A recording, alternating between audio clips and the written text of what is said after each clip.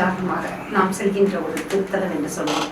மாசாணி அம்மன் என்ற ஒரு ஆலயம் மிக பேருமைக்குரிய தலம். ஏனென்று சொன்னால் இந்த கலியுகத்தில் எத்தனை கஷ்டங்கள், நமக்கு மனசுல எத்தனை வேதனைகள் பிழிஞ்சு எடுக்கின்ற அளவிற்கு நம்மளுடைய கஷ்டங்கள். இந்த கஷ்டங்கள் நம்ம கர்மாவால மட்டும் வந்துதான் இல்லையே, நிறைய கஷ்டங்கள் பலராலும் நம்ம உடன்பிறந்த சகோதர சகோதரிகளாலும் நம்மளுடைய அக்கம் பக்கத்தில் இருக்கிற அண்டை வீட்டாராலும் நம்ம தொடர்ந்து பழகி வருகின்ற நட்பு வட்டாரத்தில் வருகின்ற ஒரு மக்களாலும் இப்படி நமக்கு நெருங்கிய சொந்தங்களாலும் நட்புகளாலும் நெருக்கமாக இருப்பவர்களால நமக்கு ஏற்படுகின்ற தீங்கு. அப்போ நம்ம மனசு எவ்வளோ வலிக்கும், நம்ம மனசுல எவ்வளோ கஷ்டங்கள். மலை மாறி இருந்த நம்மளோட வாழ்க்கை அந்த மடு மாதிரி கீழே வந்துடுது. எப்பேற்பட்ட உச்சாலை கும்பல இருக்கவங்க எல்லாம் கீழே பாதாள குழியில் விழுந்துடுறாங்க. இதனால மனமாத துவண்ட வாழ்க்கையை வெறுத்து தற்கொலைக்கு போடக்கூடிய நிலைமையில நம்ம இருக்கோம். இந்த மாதிரி ஒரு எண்ணம் உடையவர்களா, உங்களுடைய கஷ்டங்கள் இன்னைக்குமே தீரவில்லை, எங்க போனாலும் எங்களுடைய கஷ்டங்கள் விடியாமல் இருக்கின்றதா, அப்படியே மனதை புழிகின்ற அளவுக்கு வேதனைகளும் தற்கொலை என்ற எண்ணமே உயிரை விடுகின்ற அளவுக்கு அந்த அளவுக்கு ஒரு கேவலமான ஒரு வாழ்க்கையை நம்ம வாழ்ந்துட்டு இருக்கோமே அப்படின்னு மனதை புழிகின்ற உடைய அம்சமுடைய ஒரு உடையவராக நீங்க இருக்கீங்களா? கவலையப்படாதீங்க. உங்கள் மனதை புழிகின்ற அந்த வேதனையானது அந்த மனதை குறையை நீக்கின்ற ஒரு இடமானது என்று சொன்னால் மாசாணி அம்மன். நான் பெரும்பாலும் சொல்வேன் மாசாணி அம்மன் என்று. மா என்றாலே பெருமை. அந்த சைன கோலத்தில் இருக்கின்ற அம்மன் மாசாணி என்றால் பெருமைக்குரியவராக சைன கோலத்தில் இருக்கின்ற அம்மன் தான் மாசாணி அம்மன் என்று நான் சொல்வேன். ஏனென்றால் அந்த அம்மா 15 அடி நீளத்திற்கு படுத்த வாக்குல தெற்கு பக்கம் தலையை வைத்து படுத்த வாக்குல அந்த மாசாணி அம்மன் இருக்காங்க. இந்த மாசாணி அம்மன் ஆலயம் எங்க இருக்கு தெரியுமா? கோயம்புத்தூருக்கு அருகில் இருக்கின்ற பொள்ளாச்சிக்கு அருகில தான் இந்த கிட்டத்தட்ட 15-23 கிலோமீட்டருக்குள்ள இந்த ஆனைமலை என்ற ஒரு மலையானது இருக்கின்றது. இங்கேதான் மாசாணி அம்மன் சயன கோலத்திலே படுத்துக் கொண்டே இருக்கின்றார்கள். இந்த அம்மா சயன கோலத்தில் படுத்துக் கொண்டிருக்கும் போது தலையில ஜுவாலை முகையாக அந்த கிரீடம் இருக்கின்றது. திரிசூலம், உடுக்கை, சர்ப்பம், கபாலம் இதெல்லாம் அவங்க கையில தான் இருக்கும். அப்பேற்பட்ட அமைப்புடையவளாக 15 அடி நீளத்துல அம்மா படுத்த வாக்கில் இருக்காங்க. கோபுரமானது ராஜகோபுரம் வடக்கு வாசல் பார்த்து இருக்கும். 4 புறமும் வாசல் இருக்கின்றது இந்த அம்மனுடைய ஆலயத்துல. இங்கே விநாயக பெருமான் இருக்கின்றார்கள், கருப்பண்ணசாமி இருக்கின்றார்கள், மகிஷாசுரமூர்த்தி இருக்கிறார்கள், சப்த கன்னிகள் இருக்கிறாங்க. இதை காட்டிலும் ரொம்ப குறிப்பிடத்தக்க அம்சம் பேச்சியம்மன் இங்க இருக்காங்க. அதே போல மாசாணி அம்மனுக்கு எதிர்க்க பார்த்தீங்க அப்படின்னா கும்பமுனி உட்கார்ந்து கொண்டு மாசாணி அம்மனுக்கு எதிர்க்க காட்சி தருகின்றார். இதுதான் இங்க ஒரு மாசாணி அம்மனுடைய கோயிலுடைய அமைப்பு. இங்கே நீதி கல்லானது இருக்கின்றது. நமக்கு நீதி வேண்டும் என்று நினைப்பவர்கள் எல்லாமே இங்கே இருக்கின்ற உரைக்கல்லை நாடி சென்று வழிபடும் போது இந்த நீதிக்கல் மூலமாக நமக்கு ஒரு விடிவு பிறக்கின்றது. இந்த மாசாணி சொல்லியிருக்கேன் 15 அடி நீளத்தில் இருப்பாங்க. திரிசூலம், உடுக்கை, கபாலம், சர்பத்தனா கையில கொண்டு இருக்கின்ற அந்த அண்மையானவள் மாசாணியார். இந்த மாசாணி தெய்வம் நீதி இழந்து அதனால் இறக்கப்பட்டது அந்த அம்மனாக மாறியவங்க. அதனால இங்கே நீதிக்கு முக்கியத்துவம் உண்டு. உங்களோட வாழ்க்கையில உங்கள் சொந்தங்கள் உங்களை சொத்துக்களை பறித்து நடு ரோடுல உங்களை திண்டாட விட்டாங்களா? செய்வினை, பில்லி, சூன்யம், மந்திரம், மாந்திரிகம் செய்து உங்களை உசந்த குடியிலிருந்து உயர்ந்த குடியிலிருந்து அடிமட்ட பாதாளத்துக்கு தள்ளி விட்டார்களா? எப்ப பாரு ஏதாவது வஞ்சனை செய்து சூழ்ச்சி செய்து உங்களுடைய தொழிலையும் வருமானத்தையும் தடுக்கிறார்களா?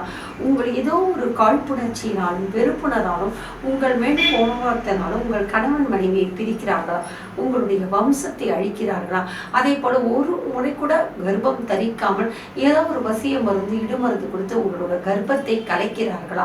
உங்கள் குடும்பத்தின் மகிழ்ச்சி இல்லாமல் நிம்மதியை மனையில் புதைத்த வஞ்சனை தலைமை என்று நிம்மதியை குலைக்கிறார்களா?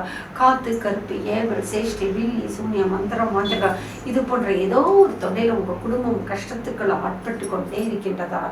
எங்கே போனாலும் எனக்கு நீதி கிடைக்கல, நீதி தர்மதேவனுடைய கண்ணே திறக்கல, எங்கே போனாலும் யார்கிட்ட மண்டாடி, எங்க பெத்தவங்க கிட்ட போய் சொத்துக்கு கெஞ்சன கொடுக்க மாட்டேன்றாங்க, என் கூட பிறந்த அக்கா தங்கி கிட்ட போய் கெஞ்சின கொடுக்க மாட்டேன்றாங்க, கட்டிய மனைவியிடம் போய் கேட்கிறேன், பிள்ளைகளோட போய் காயல்ல விடுறேன், வறுமை நிற இருந்து ஈவரக்கம் இல்லாம உங்களோட சொத்தை அபகரிச்சு நடு ரோட்ல உங்களை விட்டுறாங்களா? அடுத்த வேலைக்கு சாப்பாட்டுக்கே வழி இல்லையா? வறட்சி பஞ்சம் நிறைவேறுன்றதா? அப்ப நீங்க ஒரே ஒரு நீங்க கேட்டதுடைய நீதி தேவதை யாரு அப்படின்னா பொள்ளாச்சியில இருக்கின்ற ஆனாமலையில இருக்க மாசாணி அம்மன். அதனாலதான் அந்த மாசாணி அம்மன் கோயில்ல நீதி கல் இருக்கு. ஏன்னா அவளோட மாசாணி தாயுடைய மனைவிக்காக மகிழன் கணவனும் தந்தையும் நீதி கேட்டு அரசன் செவி சாய்க்கவில்லை. நீதி இல்லாததால்தான் மாதாணி சாய் நிறைமாச கர்ப்பிணி இறக்கின்றார். அதனால அங்கே மாசாணியிடம் என்பது மாசாணி முன்னாடி இருக்கின்ற நீதிகள் குறைகள் என்ன என்று சொன்னால், உங்களுக்கு வேண்டிய நீதி கொடுக்கின்ற கண். உங்களுக்கு நீதி வேணுமா? அந்த நீதியின் மூலமா இழந்த சொத்துக்களை பெற வேண்டுமா? நீதியின் மூலமா இழந்த குடும்பத்தை பெற வேண்டுமா? நீதியின் மூலமா வாரிசை பெற வேண்டுமா? நீதியின் மூலமா உங்களுடைய ஆடை ஆபரணங்கள் உங்களுடைய தொழிலை நான் மீட்க வேண்டுமா? ஒரே இடம் என்று சொன்னால் நீதிகள் குறைகள் இருக்கின்ற இடம் மாசாணி அம்மா. அந்த மாசாணி கிட்ட போயிட்டு சிகப்பு மிளகாவை வாங்கி அந்த மாசாணி கல்லு மேல அந்த மிளகாவை நீங்க பூசணும். நீங்க அந்த குடும்பத்துக்கு எந்த தவறும் செஞ்சிருக்க கூடாது. நீங்க அந்த குடும்பத்துக்கு எந்த செய்வின மந்திரமாக இருக்கக்கூடாது.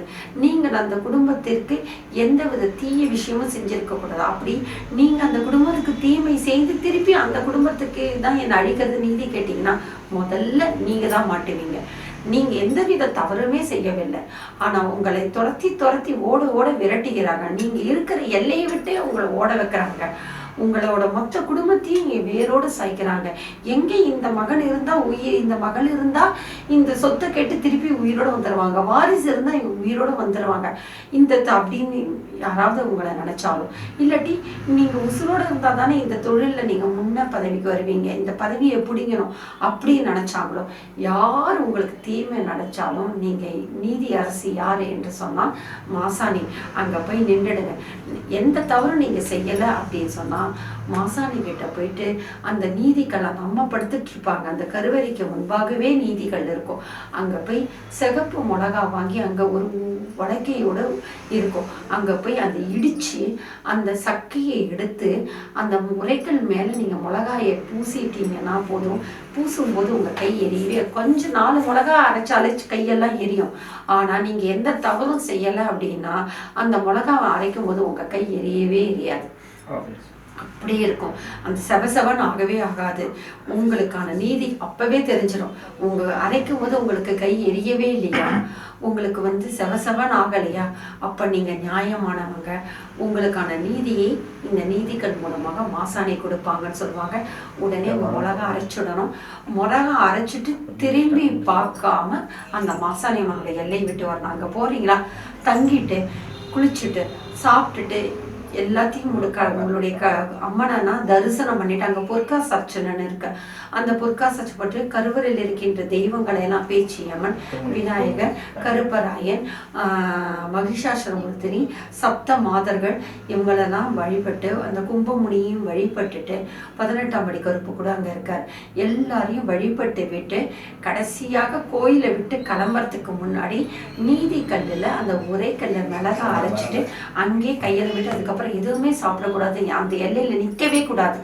உடனே அந்த எல்லையை விட்டு கிட்டுக்கிட்டு மலையை விட்டு கீழே இறங்கிடணும். திரும்பியே பார்க்கக்கூடாது, எந்த பொருளும் வாங்கக்கூடாது.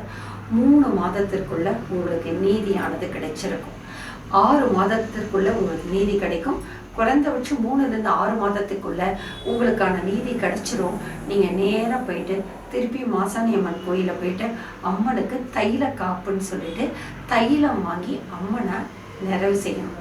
இங்க நீங்க உரைக்கல்ல மிளகாய் தேய்ப்பீங்க, ஆனா தைல காப்பு யாருக்கு? மாசாணிக்கு. இங்க நீங்க தேய்ச்சிங்கன்னா அவங்களுடைய உள்ளங்கால் எரியும். அடுத்த நொடிய அவங்க கொதித்து எழுந்து உங்களுக்கு கெடுதல் செய்தவங்களை துவம்சம் பண்ணுவாங்க. ஆனா விளையாடாதீங்க. மாசாணி அம்மா மாக்காளி, பலம் பொருத்தே காளி. நீங்க எந்த தவறு செய்யறனா தைரியமா போங்க மாசாணி கிட்ட. எத்தனையோ பில்லி சூரிய மந்திரம் மனையில் புதைத்த வஞ்சனை தனையும் இதெல்லாம் எடுத்து முடிக்கிறதுக்கான அம்சமும் அங்கே போனாதான் உங்களுக்கு கிடைக்கும்.